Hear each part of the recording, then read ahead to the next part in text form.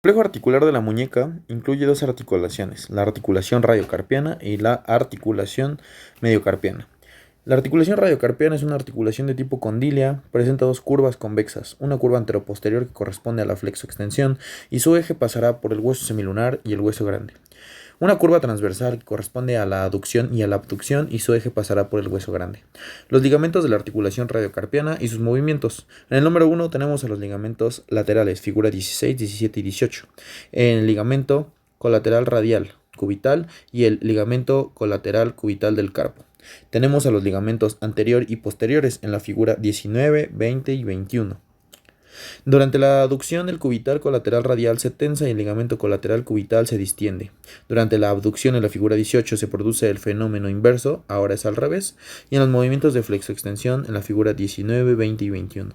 El ligamento posterior se tensa durante la flexión en la figura 20 y el ligamento anterior se tensa durante la extensión en la figura 21, mientras que los ligamentos laterales participan poco. Contamos también con superficies articulares. Contamos con dos superficies articulares. El primero es el cóndilo carpiano, que está formado por el escafoides semilunar y el hueso triquetral. En la segunda se le conoce como hilera inferior, que está formada por el trapecio, el trapezoide, el capitatum y el lamatum, en la figura 23. En la figura 22, como puntos importantes, se puede encontrar la cresta roma, que es la unión de carillas del escafoides y del semilunar.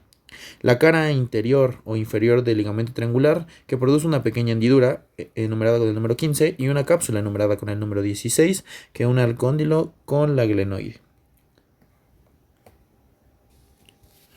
Ahora seguiremos con la articulación mediocarpiana, que está constituida en la superficie mayor por el escafoides, el semilunar y el piramidal, y en la superficie inferior por el hueso trapecio, trapezoide, hueso grande y hueso ganchoso. La articulación mediocarpiana está constituida por dos partes, una parte externa de tipo artrodia y una parte interna de tipo condilia. La cabeza del hueso grande forma un pivote para que el hueso del semilunar bascule lateralmente, como se observa en la figura 26, y bascule en un tipo anteroposterior hacia atrás en bici y hacia adelante en DC, que posteriormente será explicado, considerando que la hilera superior es un segmento intercalado. Ahora seguiremos con los ligamentos de la articulación radiocubital. Los ligamentos colateral cubital es uno de los dos ligamentos colaterales, y también tenemos al ligamento colateral radial. El ligamento anterior de la articulación radiocarpiana está constituida por dos haces. Y también tenemos al haz radiolunar anterior, que será numerado con el número 6, el haz radiopiramidal anterior, que está numerado con el número 8, que este se entremezcla con las inserciones radiales del ligamento anterior, viendo al 9, y el ligamento cubitolunar anterior enumerado con el número 7. Insertamos los ligamentos de la articulación mediocarpiana. Empezaremos con el ligamento radiocapital, que será el número 10, el ligamento lunarocapital, el número 12, el ligamento triquetrocapital, que es el número 13. En la cara anterior del hueso grande se localiza un punto de convergencia ligamentosa, denominado con el punto 14, conocido como la B de Porrier. El ligamento trapezoide escafoideo, en el número 15, completado por el ligamento escafotrapezoideo. En el ligamento triqueto ganchoso, que será el 17, y el ligamento pisiganchoso y el pisimetacarpiano, enumerado con el número 19. Después tenemos una visión posterior. En la visión posterior encontramos al ligamento lateral externo de la articulación radiocarpiana, o en el haz posterior, que va a ser el número 4, el ligamento laterointerno de la articulación radiocarpiana, el ligamento radiocarpiano dorsal de la articulación radiocarpiana, que este tendrá dos haces, el haz radiolunar dorsal, que será el número 20, y el haz radiolunar piramidal dorsal, del número 21. Mencionamos a sus dos cinchas transversales posteriores del carpo. La cintilla de la primera hilera se denominará con el número 23 y la cintilla de la segunda hilera con el número 26. Por último, el ligamento triquetoganchoso con el número 30 y el ligamento dorsal escafotrapezoide con el número 29. Después veremos la función estabilizadora de los ligamentos en el plano frontal. El papel que desempeñan los ligamentos es necesario debido a que la orientación de la glenoide antebraquial, como lo podemos ver en la figura 30, tiene una forma horizontal en un ángulo de 25 a 30 grados bajo la presión de las fuerzas musculares longitudinales. En la figura número 31 podemos observar una aducción del carpo de 30 grados. Esto estabiliza y centra el cóndilo carpiano, brindándonos así la posición funcional que ocasiona una máxima estabilidad. En la figura 32, en una abducción del carpo, aunque es mínima, crea una inestabilidad desplazando el cóndilo carpiano hacia arriba y hacia adentro. En la figura 33 destaca la importancia de los ligamentos radiopiramidales anterior y posterior que permite centrar de nuevo el cóndilo carpiano. En la figura 34, desde una vista posterior interna, se puede observar que estos ligamentos forman una cincha ligamentosa que permite estabilizar al carpo durante la abducción.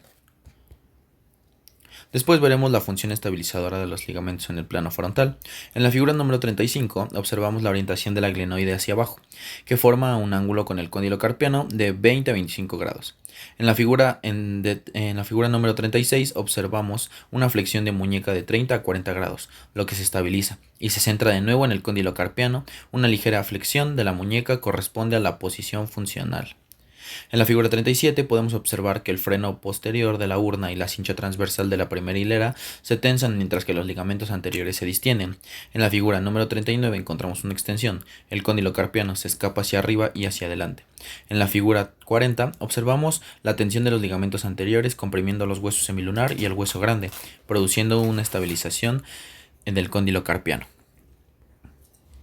Después iremos con la dinámica del carpo, que en la figura 41 podemos encontrar el primer nombre al cual se le asigna una simetría del hueso semilunar llamada boina frigia. En la figura número 42 se le asigna el nombre del gorro de cosaco. En la figura 43 se le asigna el nombre de turbante y por último en la figura 44 se le llama primer imperio. En la figura 45 se observa una posición de alineación debido a que la distancia útil corresponde al grosor medio del hueso semilunar. En la figura 46 en extensión podemos observar cómo el ascenso del hueso grande se anula por el descenso del reborde posterior de la glenoide.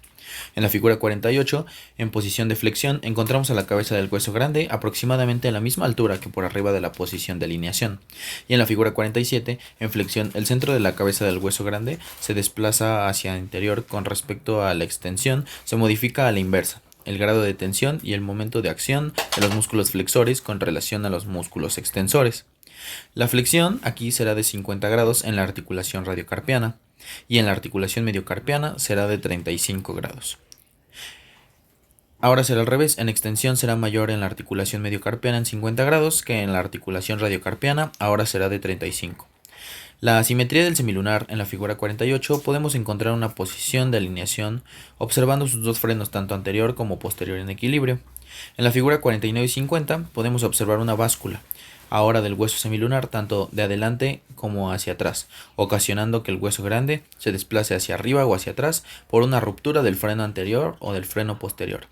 La estabilidad del semilunar depende de la integridad de sus uniones entre el escafoides y el piramidal. Se pierde su conexión con el escafoides, va hacia adelante, ocasionando una Dorsal Intercalated Segment Instability o DISI. Pero si pierde su conexión con el hueso piramidal, bascula hacia atrás, causando un Volar Intercalated Segment Instability. Ahora continuaremos con la columna del escafoides. En la figura 57 podemos encontrar la posición neutra o de alineación debido a que la distancia entre el radio y el trapecio es mayor. En la figura 58 encontramos un movimiento de extensión. La distancia útil disminuye mientras que el escafoides se endereza y el trapecio se desplaza hacia atrás. En la figura 59, en un movimiento de extensión podemos apreciar cómo el radio y el trapecio disminuyen entre distancias. En la figura 60 se observan los puntos de contacto en los cuales se desplazan sobre la glenoide radial y el escafoides y los movimientos que se realizan en ellos. En la figura 61 vemos las posiciones del hueso trapecio respecto a la influencia del escafoides por sus movimientos simultáneos. Ahora veremos la dinámica del escafoides. En la figura 62 consiste en tres factores de estabilidad que serán ligamentosos al trapecio. En el número 1 encontramos como primer factor al ligamento escafotrapezoide, escafotrapezoideo y el ligamento escafocapital en la figura 63. En el número 2 tenemos al ligamento radiocapital que limita el desplazamiento del escafoides hacia posterior. En la figura 64 se encuentra el desliz del músculo palmar largo por la corredera osteofibrosa que está por delante del escafoides y se puede observar en la figura 65. En la figura 66 muestra la contracción del músculo palmar largo para evidenciar a la báscula del escafoides y en la figura 67 se observa el deslizamiento del escafoides en las superficies trapezoideas por el empuje de los dos primeros metacarpianos. En la figura 68 se aprecia una tracción de los dos primeros metacarpianos y así se incorpora el escafoides a la glenoide radial. En la figura 69, seguimos con la pareja escafoides semilunar. Observamos los sectores de adaptación. Primero, el permanente, que es a 20 grados. Los ligamentos se encuentran distendidos y hay presión mínima. El sector 2 o usual, que es a 40 grados, que las amplitudes de las articulaciones radiocarpianas y mediocarpianas están casi iguales. En el sector 3, la alteración fisiológica a 80 grados, los ligamentos y articulaciones alcanzan su máximo estrés bloqueándose en una posición de McConnell.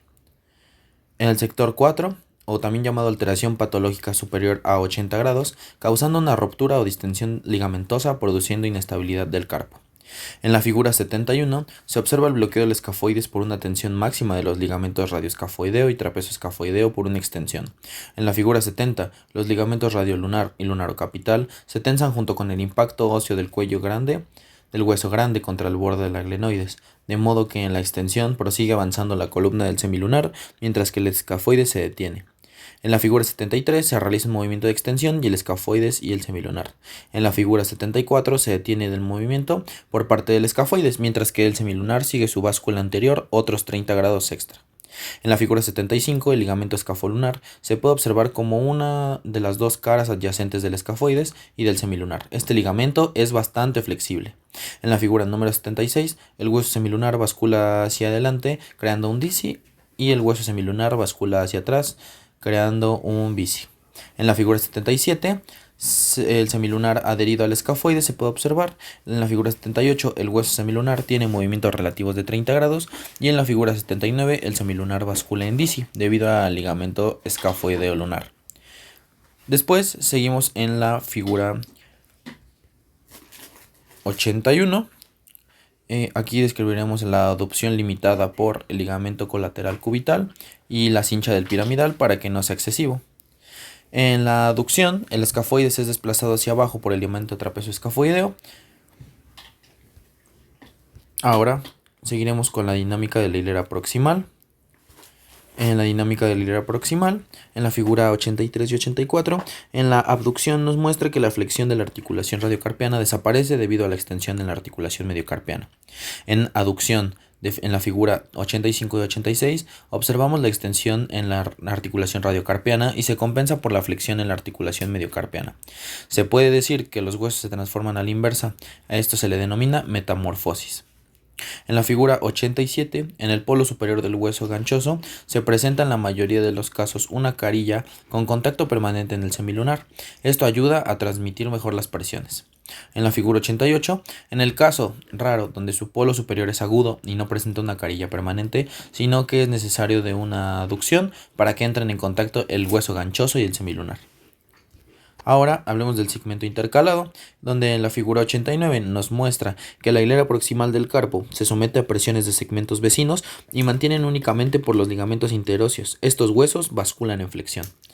En la figura 90 podemos observar que los ligamentos interóseos palmares y los radiocarpianos dorsales se tensan debido a la flexión. En la figura 91, el piramidal se desliza sobre la carilla del hueso ganchoso con una leve supinación. Estos movimientos son dirigidos por los ligamentos palmares del hueso piramidal. Ahora hablaremos de la dinámica de la abducción y aducción. En la figura 94 se muestra el movimiento de abducción donde hay un centro de rotación en el semilunar y el hueso grande. Es una rotación evolutiva. En la figura 95, los movimientos de aducción se someten a una inclinación del hueso grande y el semilunar se desplaza hacia afuera con unos 30 a 45 grados. En la figura 96 se describe o nos explica que en la abducción la primera hilera prona con una flexión y la hilera distal supina con una extensión. Ahora en la figura 97 será al contrario. En la aducción la primera hilera supina con una extensión y la hilera distal prona con una flexión. En la figura 98 se observa una posición anatómica con una alineación del radio y el semilunar, el hueso grande y el tercer metacarpiano. Después en la figura 99 observamos una flexión en esta. La articulación radiocarpiana tiene 50 grados de amplitud y la mediocarpiana tiene 35. Ahora lo veremos al revés. La figura 100 se ve una extensión, que en esta hay un impacto más rápido del radio contra el carpo, debido a que la articulación radiocarpiana tiene menos amplitud, tiene 35, y la mediocarpiana tiene 50 grados. En la figura 101, Henke define dos ejes oblicuos para la muñeca. El eje proximal es el rojo, de la articulación radiocubital oblicuo de atrás hacia adelante y de afuera hacia adentro. El eje distal en azul es el de la articulación mediocarpiana, que es oblicuo de atrás hacia adelante y de adentro hacia afuera. Y en la figura 102, la flexión produce un movimiento compuesto por la flexión, abducción y pronación, y en la hilera superior gira en pronación. Y la hilera inferior produce una flexión, aducción y supinación, y esta produce un giro en supinación. La extensión produce un movimiento compuesto por una extensión, aducción y supinación. En la hilera superior gira en supinación y la hilera inferior produce extensión, abducción y pronación. Ahora hablaremos de los músculos motores de la muñeca. En el movimiento de flexión, los músculos motores de la muñeca será el flexor cubital del carpo, el flexor radial del carpo y el palmar largo. En un movimiento contrario de extensión se involucrarán los motores, los músculos motores, el extensor cubital del carpo, el extensor radial largo del carpo y el extensor radial corto del carpo. Mientras que en los movimientos de aducción se involucra el flexor cubital del carpo y el extensor cubital del carpo, mientras que en los de abducción se suman el flexor radial del carpo más el palmar largo y el extensor radial largo del carpo y el extensor radial corto del carpo. Ahora pasaremos con el tema de la mano. La mano cuenta con una facultad de aprehensión dada por su propia arquitectura. La mano en una vista anterior presenta una serie de pliegues palmares, además de que es cóncava, formando un hueco bordeado por dos eminencias convexas, tenar e hipotenar. La palma cuenta con pliegues palmares que varían en cada individuo: el pliegue palmar inferior, el pliegue palmar medio y el pliegue palmar superior, y agregando el pliegue hipotenar. 5 dedos divididos en dos grupos largos: en el índice, el corazón, el anular y el meñique, y el corto, el clasificado es el pulgar. En los dedos largos cuentan con pliegues que indican la presencia de sus respectivas falanges. En el pliegue distal limita proximalmente el pulpejo, en el pliegue digital proximal limita proximalmente a la segunda falange, y el pliegue digital palmar que limita proximalmente a la primera falange. El dedo corto, o sea el pulgar, tiene un pliegue palmar distal que limita proximalmente a la segunda falange y el pulpejo. Pliegue de la articulación metacarpofalángica proximal en relación con su interlínea. La parte más proximal de la mano también cuenta con pliegues en la unión de la muñeca para su flexión. Pliegues transversales, que son pliegues de la flexión de la muñeca, y en la prominencia del tendón del músculo flexor radial del carpo, limitado por la corredera del pulso. Existen 3 zonas en la utilización de la mano: en la zona del pulgar, la zona de las pinzas y la zona de los alcances. Cuando se ahueca la mano para tomar objetos, se forman 3 tipos de arcos: en sentido transversal, en sentido longitudinal y en sentido oblicuo. La convergencia de cada de los ejes de cada dedo cambia según el movimiento que se realice. En la separación voluntaria, el eje converge con la base de la eminencia tenar. En la aproximación voluntaria, los ejes convergen más allá del extremo de la mano. En la posición natural, los ejes no convergen en un único punto. Y en el puño cerrado, con articulaciones interfalángicas distales extendidas, los ejes convergen en un punto situado en la parte inferior del conducto de impulso. Ahora seguimos con el macizo carpiano, que es, manifiesta surcos de concavidad anterior, que es de tipo de disposición en un sentido transversal, o sea en filas. Hay una fila A, que es el escafoides, la cabeza del hueso grande, los dos cuernos del semilunar, piramidal y pisiforme. Y en la fila B se encuentra el trapecio, el trapezoide, el grande y el hueso ganchoso. En sentido longitudinal, en columnas, ahora tenemos a la externa, que es la columna del pulgar de Destot, escafoides, trapecio y primer metacarpiano. A partir del escafoides se orienta la columna del dedo meñique, índice, trapezoide y el segundo metacarpiano. En la media se encuentra el semilunar, al grande y al tercer metacarpiano en el eje de la mano, y en la columna interna se encuentran dos últimos dedos, piramidal, ganchoso y cuarto y quinto metacarpianos. Pisiforme no interviene en transmisión de fuerzas. Ahora, seguimos con las articulaciones carpo-metacarpianas. Se dice que en una flexoextensión son de escasa amplitud, o sea que son de tipo artrodias, que van en aumento del segundo al quinto metacarpiano. Y cuando la mano está plana, las cabezas de 4 últimos metacarpianos se alinean en línea recta. Cuando la mano se ahueca, la cabeza de los 3 últimos metacarpianos avanza en flexión. De 3 al quinto hay mayor amplitud.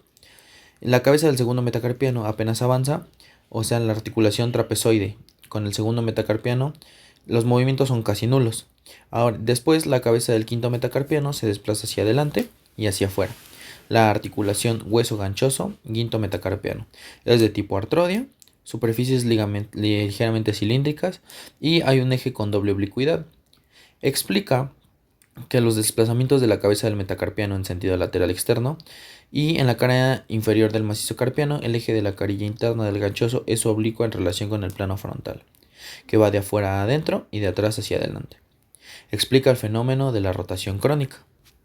Ahora seguimos con las articulaciones metacarpofalángicas, que son articulaciones de tipo condilio. Presentan dos grados de movilidad, una flexoextensión e inclinación lateral, y dos superficies articulares, que son en la cabeza del metacarpiano, que es convexa en ambos sentidos, más extensa y ancha por delante que por detrás. En la base de la primera falange se presenta la cavidad glenoidea, cóncava y de menor superficie que la anterior. Se prolonga por delante por el fibrocartílago glenoideo, y el fibrocartílago permite conciliar dos imperativos aparentemente contradictorios. Sin embargo, también apoya a la libertad del movimiento por su laxitud en la cápsula y la sinovia. A cada lado cuentan con dos tipos de ligamentos colaterales: los ligamentos metacarpoglenoideo, que controla los movimientos del fibrocartílago glenoideo, y el ligamento lateral, que mantiene las superficies articulares en contacto y limitan a los movimientos. Existe una amplitud de la flexión, que es una pronación a 90 grados, pero si el dedo índice alcanza los 90 grados, la amplitud irá en aumento hacia el quinto dedo. Después nos dice que la flexión aislada de un dedo, como en el dedo corazón, está limitada por la tensión de un ligamento, en este caso el palmar interdigital. Hay una amplitud de la extensión activa de 30 a 40 grados y en la extensión pasiva se pueden alcanzar casi los 90 en individuos con gran laxitud ligamentosa. De todos los dedos, a excepción del pulgar, el dedo índice es el que posee la mayor amplitud del movimiento lateral. En 30 grados, como se puede aislar, podemos hablar de la abducción y aducción. Las correderas de longitud de 4 segmentos óseos están en proporción y combinando con movimientos en distintos grados de abducción, aducción, extensión y flexión. El dedo índice puede realizar movimientos de circunducción con vértice en la articulación carpofalángica. Hay formas de las cabezas metacarpianas, se clasifican en que el segundo metacarpiano es asimétrico, con gran respaldo posterior interno y aplanado internamente. En la 3 o en el tercer metacarpiano se parece a la segunda pero menos acentuada. En el cuarto metacarpiano es más simétrico, con respaldos dorsales iguales. Y el quinto metacarpiano muestra una simetría inversa en el dedo índice y el corazón. Y cabe destacar que la amplitud del movimiento de la flexión es aproximadamente a 90 grados. Ahora seguimos con el aparato fibroso de las articulaciones metacarpofalángicas. Los ligamentos de esta articulación integran un aparato fibroso complejo que suspende y centra los tendones extensores y flexores en la vista posterior y lateral de la articulación. En el número 1 tenemos al tendón del músculo extensor de los dedos, que tiene en la parte A, que es una expansión profunda, en la B significa una cintilla media, en el C presenta dos cintillas laterales y en el D bordes laterales del músculo extensor de los dedos. En el número 4 tenemos al ligamento transverso intermetacarpiano, en el número 2 tenemos al músculo flexor profundo de los dedos, en el músculo 3 tenemos al flexor superficial de los dedos, en el quinto tenemos a una polea metacarpiana, en el sexto tenemos al fibrocartílago glenoideo y en el 7 tenemos a la cápsula articular. En el número 8 tenemos al tubérculo lateral, que este nos manifiesta un haz metacarpofalángico, que será el 9, un haz metacarpoglenoideo, que será el 10, y un haz falángico glenoideo, que será el número 11. Ahora, después seguimos con la flexión de la articulación metacarpofalángica, que en un estado normal las fibras de la polea se arremangan distalmente, transmite el componente de despegue a la cabeza metacarpiana a través del haz glenoideo, y en un estado patológico, cuando los haces del ligamento lateral se distienden hasta destruirse por procesos reumatológicos, la tracción de los flexores provoca un componente de despegue, lo que eventualmente luxa la cabeza del carpo. Luxa la cabeza metacarpiana hacia adelante y hacia arriba, provocando una prominencia acentuada. Después tenemos la corrección de tal estado, que se logra en cierta medida por la recesión de la parte proximal de la polea metacarpiana, pero provoca una menor eficacia de los flexores. Los tendones del músculo extensor de los dedos convergen en la cara dorsal de la muñeca y están solicitados hacia adentro por el ángulo de distracción, formando entre el metacarpiano y la primer falange. El dedo índice tiene una amplitud de 14 grados, el dedo corazón de 13, el dedo anular de 4 y el dedo meñique de 8. En un proceso reumático, las lesiones degenerativas disminuyen no solo los ligamentos laterales desenganchando el fibrocartílago glenoideo en el que se inserta la polea, incluyendo flexores profundos, superficial, distensión de la cintilla digital y el desplazamiento del tendón tensor. Normalmente en el espacio intercarpiano solo se ubican los tendones de los músculos interóseos por delante del ligamento transverso intermetacarpiano y el tendón lumbrical por detrás. Ahora hablaremos de las articulaciones interfalángicas, que son de tipo troclear y que cuentan con un solo grado de libertad, o sea, con solo flexoextensión. Empezaremos por la anatomía de las falanges. Empezamos con la cabeza de la falange proximal, que es en forma de polea. El movimiento de flexoextensión en un eje transversal y en plano sagital se lleva a cabo. La cresta roma separa ambas cavidades glenoideas y se aloja en la garganta de la polea. Después tenemos a la base de la falange distal con dos pequeñas cavidades glenoideas que encajan sobre las dos carillas de la tróclea. Y por último el fibrocartílago glenoideo, que en flexión se desliza sobre la cara anterior de la falange proximal. Vamos con los factores de rigidez, que son los ligamentos.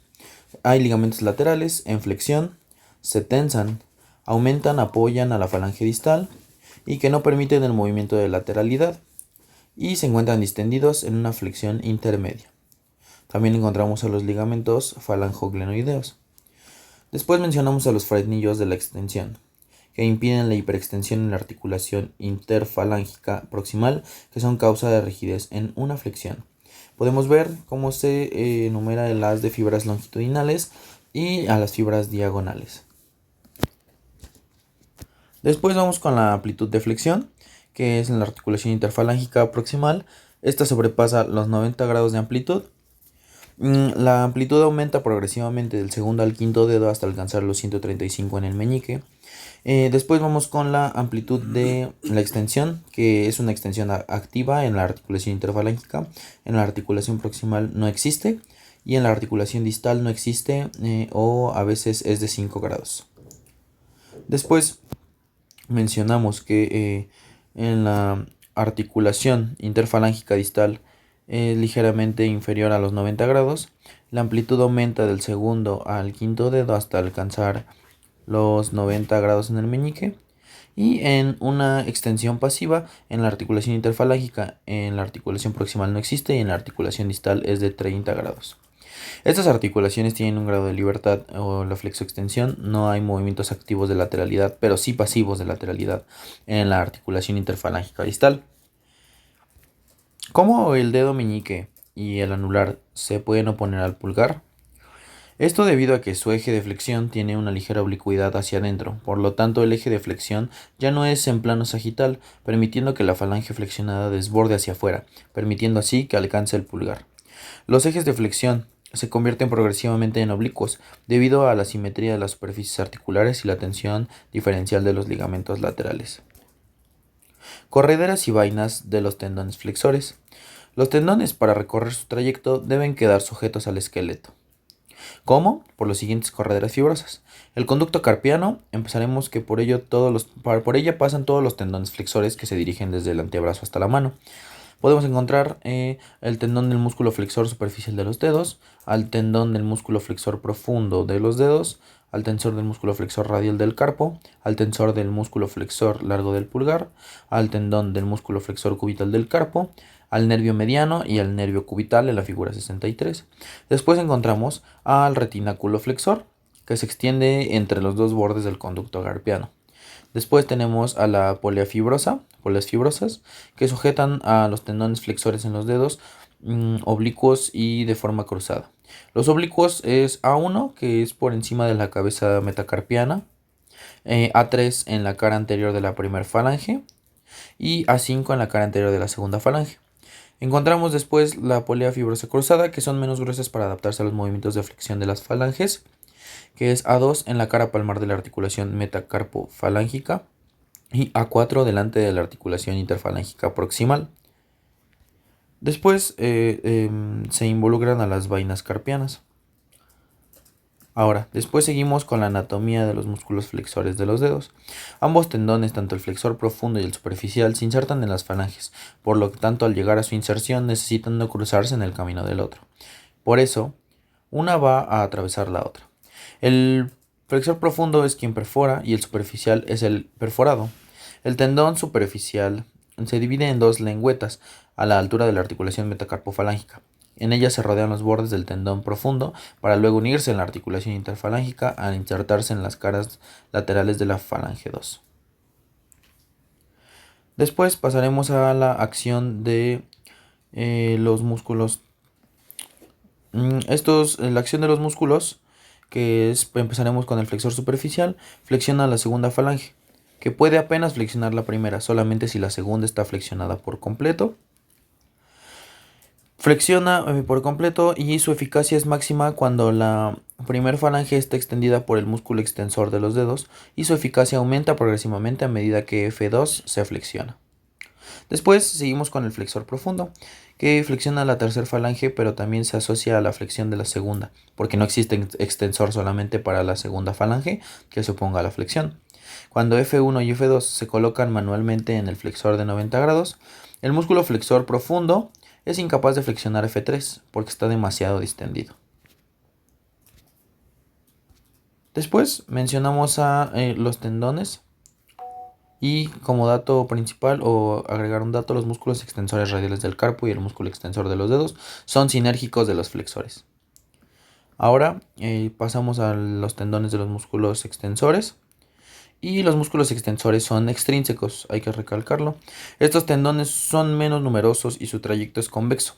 Los que quedan expuestos están envueltos en vainas cerosas. En este caso, la corredera osteofibrosa está constituida por los huesos del antebrazo y por el retináculo extensor. Esta va a estar subdividida por 6 conductos. El músculo extensor cubital del carpo, el músculo extensor del dedo meñique, el músculo extensor de los dedos, el músculo extensor largo del pulgar, el músculo extensor largo y corto del carpo y el músculo extensor corto del pulgar y abducción larga del pulgar. Su acción: el músculo extensor de los dedos actúa sobre las dos últimas falanges, pero dependiendo del grado de tensión. Si los flexores están tensos debido a la extensión de la muñeca o de las articulaciones metacarpofalángicas, el músculo extensor de los dedos es incapaz de extender las dos últimas falanges por sí solo. Si los flexores están distendidos por la flexión de la muñeca, el músculo extensor puede extender fácilmente las dos últimas falanges. Cabe recalcar que tanto el extensor del índice como el del meñique tienen la misma fisiología, permitiendo la extensión aislada de ambas. Después, involucrando a los músculos interóseos y lumbricales, poseen dos tipos de acciones sobre la articulación metacarpofalángica, que es de lateralidad, que determina por su inserción de una parte del tendón terminal sobre el tubérculo lateral de la base de la primera falange. El sentido de movimiento de lateralidad está regulado por la dirección del músculo dando interóseos palmares y dorsales. Los interóseos dorsales es cuando el músculo se dirige hacia el eje de la mano, ordena la separación de los dedos, y si el segundo y el tercer merocampión interoso se contraen simultáneamente, la acción de lateralidad en el dedo corazón se anula. La separación del meñique la hace la abducción o el abductor largo del meñique, que equivale a un músculo interóseo dorsal, y en el pulgar la poca separación sobre la falange 1 la lleva a cabo y el músculo abductor del pulgar, el corto, pero la compensa, el músculo abductor largo del pulgar. Ahora los interóseos palmales es cuando el músculo se aleja del eje de la mano. El músculo dirige aproximación de los dedos. Son menos voluminosos, por lo tanto son menos potentes, dando como resultado que sean menos eficaces en la aproximación de los dedos. Y por último, los lumbricales se insertan en los bordes de los tendones flexores profundos, en el borde radial en el caso de los primeros y en el borde de los tendones adyacentes en el caso de los dos últimos. En primer lugar, el ligamento transverso intermetacarpiano lo separa del tendón del músculo interóseo, confiriéndole así lentamente una posición más palmar. Después continuaremos con el tema 4, que es el pulgar. El pulgar ocupa una posición y desempeña una función muy importante para el humano. Sin el pulgar la mano pierde la mayor parte de sus posibilidades y de sus movimientos. La columna osteoarticular está conformada por el escafoides, el trapecio, el metacarpiano, la falange proximal y la falange distal. En la oposición del pulgar se le denomina pulpo digitalis, El primero es la antepulsión del primer metacarpiano y de la primera falange. El número 2 es la aducción del primer metacarpiano e inclinación lateral. Y el número 3 es la rotación longitudinal del metacarpiano y de la primera falange en sentido de la pronación. Después tenemos a la rotación axial, mencionando el experimento de Sterling-Bonnell, donde comprueba la pronación y la supinación con los movimientos evolutivos del pulgar. Aquí, como podemos ver, menciona todas sus características, como que es un tipo celar o en silla de montar. Regresando a esta parte, la articulación trapezo-metacarpiana menciona la topografía de las superficies, que en la articulación trapezo-metacarpiana se localiza en la base de la columna móvil del pulgar y se desempeña un papel primordial, puesto que garantiza su orientación y participa de manera preponderante en el mecanismo de oposición. Se la ha denominado una articulación de encajamiento recíproco, lo que no significa gran cosa, sino una articulación celar. Existen dos superficies en forma de silla, una en el trapecio y la otra en la forma del trapecio y otra en forma de la base del primer metacarpiano, que no se pueden corresponder más que gracias a una rotación de 90 grados, que haga coincidir la curva convexa de una con la curva cóncava de otra y viceversa. La superficie del trapecio presenta una cresta media, ligeramente curva, siguiendo una concavidad orientada hacia adentro y hacia adelante. La parte dorsal de esta cresta es claramente más convexa que su parte palmar, que es casi plana. Dicha cresta está deprimida en su parte media, o un surco que la cruza transversalmente y se extiende desde el borde dorsal externo al borde palmar interno, donde está netamente más hueca. Un hecho importante en que este surco es curvo y presenta una convexidad anteroexterna. La parte posterior externa es casi plana. La superficie metacarpiana se conforma a la inversa, presentando una cresta que corresponde al surco AB de la superficie del trapecio y un surco que encarga sobre la cresta del trapecio. También se puede comparar a un desfiladero entre dos montañas, un recorrido por una carretera curva. La dirección del camión que sube por la carretera forma un ángulo con la flecha rosa del mismo camión que baja por el otro lado de la carretera. Este ángulo, que alcanza los 90 grados en los puntos A y B del surco del trapecio, explicará la rotación del primer metacarpiano sobre su eje longitudinal en el transcurso de la oposición. Aquí hablaremos de la función de los ligamentos. La acción de los ligamentos en relación a los movimientos de anteposición y retroposición y de flexión y extensión. En el transcurso de los movimientos de anteposición y retroposición se puede observar que en una visión anterior de la anteposición, como se tensa el ligamento oblicuo antero interno y se distiende el ligamento radio anterior externo, mientras que por detrás la anteposición tensa el ligamento oblicuo posterior interno. Aquí nos habla acerca de la geometría de las superficies. Si la rotación del primer metacarpiano sobre su eje longitudinal no se puede explicar ni por el juego mecánico ni por la acción de los ligamentos, la única explicación es que las propiedades de las superficies articulares. Es necesario recalcar que esta explicación no se ha rebatido en el caso de la cadera. Las superficies hilares en forma de silla de montar poseen una curva negativa, es decir, que siendo convexas en un sentido y cóncavas en el otro, no pueden cerrarse sobre sí mismas. Se conocen mejor las propiedades euclidianas de estas superficies desde Gauss y Riemann. Se ha querido comparar estas superficies ciliares en un segmento hiperboloide de revolución, que está originado por la revolución de una hipérbole en torno a un eje y apoyándose sobre dos círculos. Un segmento hiperboloide parabólico, que en la figura 148 la observamos, que es la superficie producida por la revolución de una hipérbole que se apoya sobre las parábolas. Un segmento hiperboloide en la figura 149, que está engendrado por la revolución de una hipérbole que se apoya sobre dos otras hipérboles. Un segmento axial de superficie teórica en la 150, que parece una comparación más interesante en la parte central de una cámara de aire, que representa un toro o bocel. Existe una curva cóncava cuyo centro es el eje de las ruedas X', y que una curva convexa cuyo centro es el eje de la moldedura. En realidad existen una serie de ejes P, Q, S, de los cuales uno Q corresponde a la posición media. Esta superficie ciliar o toroide negativa posee dos ejes principales ortogonales y por consiguiente 2 grados de libertad. Ahora hablaremos de la articulación metacarpofalángica del pulgar. La articulación metacarpofalángica es una articulación de tipo condílea que posee 2 grados de libertad, siendo estos el de la flexoextensión y los movimientos de lateralidad. Nombrar y señalar los componentes de la articulación en orden numérico ascendente, terminando con los ejes de movimientos. El número 1, cabeza metacarpiana, siendo convexa en ambos sentidos y siendo más larga que ancha. El A, ese es el espaldón interno, que es más prominente que el espaldón B, que es externo, menos prominente. En el número 2, la base de la primera falange, que se encuentra ocupada por una superficie cartilaginosa, es cóncava en los dos sentidos. Fibrocartílago glenoideo se inserta en el borde anterior de la base de la primera falange.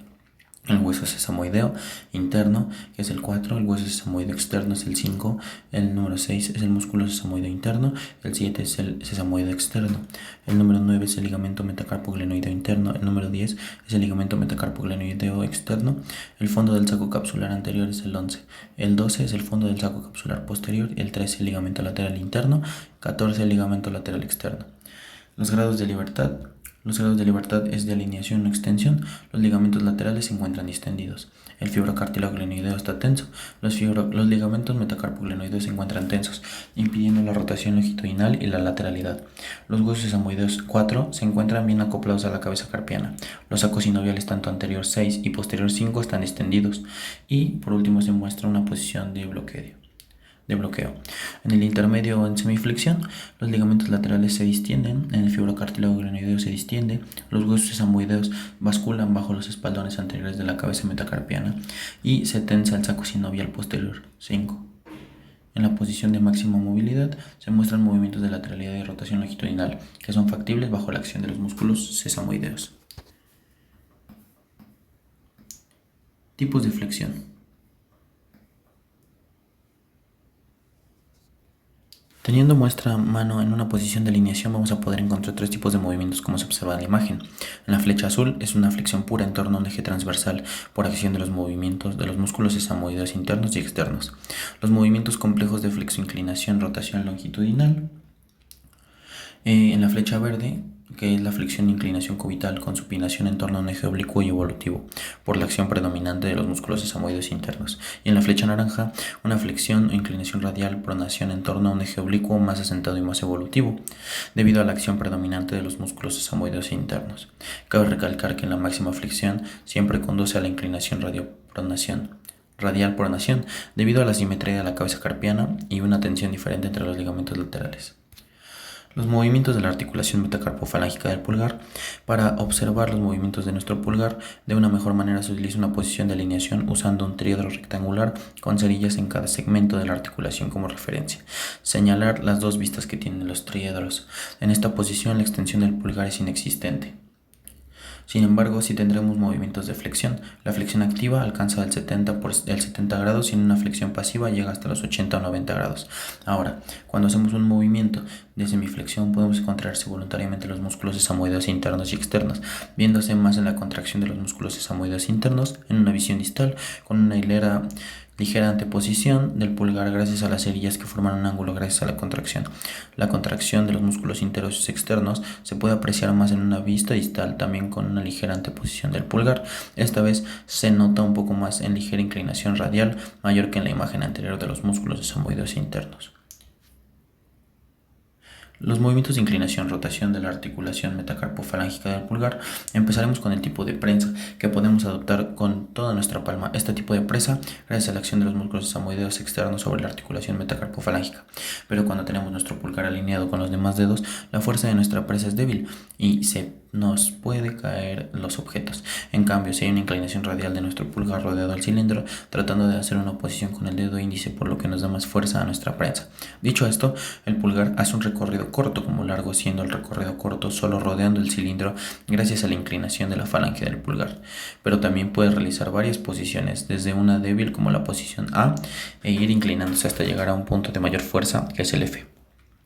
Ahora, si reducimos el diámetro del cilindro, nuestro pulgar llegaría y cubrirá a nuestro dedo índice, haciendo una prensa más estrecha, entrando con un bloque absoluto, lo que vuelve nuestra presa más firme y fuerte. La estabilidad de la articulación no solo depende de sus factores articulares, sino también de los factores musculares de inestabilidad, como normalmente sucede en la oposición del pulgar, ya que en el pulgar y el índice se estabilizan gracias a los músculos antagonistas, representados por las flechas. La articulación interfalángica del pulgar nos dice que es una articulación de trípode troclear con único eje transversal y fijo, teniendo un solo grado de libertad en la flexoextensión. En la flexión activa tendremos de 75 a 85 grados, en la flexión pasiva alcanzará hasta 90 grados, en la extensión activa de 5 a 10 grados, en la extensión pasiva hasta 30 grados. Aquí existe una rotación longitudinal combinada y el ángulo o la oblicuidad en el sentido de la pronación de la falange distal es de 5 a 10 grados. Ahora seguimos con los músculos motores del pulgar, que Y, el eje de la flexoextensión, no hay que olvidarlo. El F1 es el eje de la flexión de la articulación metacarpofalángica. El F2 es el eje de la flexión de la articulación interfalángica. El XX' es el eje de la anti y retropunción. Y los músculos que están influidos por estos ejes son los músculos abductor largo del pulgar, el extensor corto del pulgar, el extensor largo del pulgar, el flexor largo del pulgar, el flexor corto del pulgar, el oponente del pulgar, el abductor corto del pulgar, el abductor del pulgar y el primer músculo interóseo palmar. Ahora hay que mencionar los tipos de prensión, que empieza con unas prensas bidigitales, que es una prensa por oposición terminal o término pulpejo. Después vamos con la prensa por oposición subterminal o del pulpejo en la figura 248 y en la prensión interdigital o lateral-lateral en la figura 250. Ahora las presas pluridigitales son presas tridigitales en la 251, 252 y 253 se pueden observar. En la figura 254 se observa una tetradigital del pulpejo. En la 255 se observa una tetradigital pulpejo lateral y en la 256 una tetradigital del pulpejo pulpo tridigital. Las prensas pentadigitales, en la figura 257 se le denomina prensa pentadigital del pulpejo, en la 258 se le denomina presa pentadigital pulpejo lateral y en la presa pentadigital o la comisura se observan en la 259 y en la 260 y una presa pentadigital panorámica que es en la 261. En las prensas palmares, prensas pentadigitales, hay una prensión digitopalmar, que es en la figura 262 y en la 263. En la prensión palmar con la totalidad de la mano o la totalidad de la palma son tipos de prensiones mucho más estables. Se pueden observar una presa palmar cilíndrica para objetos de diámetro importante. Estas se utilizan para objetos más grandes. Después seguimos con las presas palmares esféricas para agarrar un huevo y en las presas palmares esféricas pentadigitales como en la imagen 270. Las presas centradas, que es como en la batuta del director de orquesta, la presa del destornillador y en la presa de un tenedor. Las prensas con la gravedad, presas que la gravedad ayuda, como al sostener una charola, y presas de una taza con 3 dedos para sujetar tazones. En las prensas con acción encontramos a las del violinista, a las personas que atan un nudo con una mano, al poder rociar perfume, al jugar con canicas y al prender un encendedor. En las posiciones funcionales y de movilización, en la 292 observamos que la posición de relajación o posición de reposo es esta. Desde la posición funcional observamos en la 293, en la 294 observamos una posición funcional y en la figura 295 vemos una posición de inmovilización temporal o de protección. Muchas gracias.